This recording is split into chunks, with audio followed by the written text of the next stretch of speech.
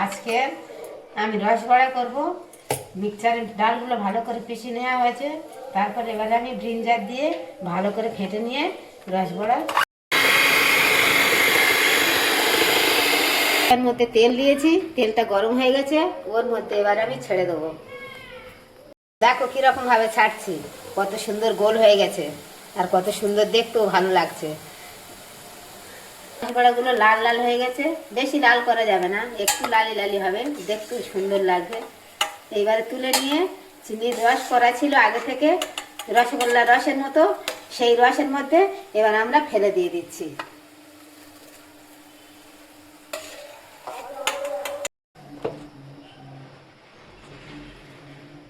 রসে ভরা রসবড়া, খুব সুন্দর নরম তুলতুলে, যেমন টেস্টি তেমন রস ভরা।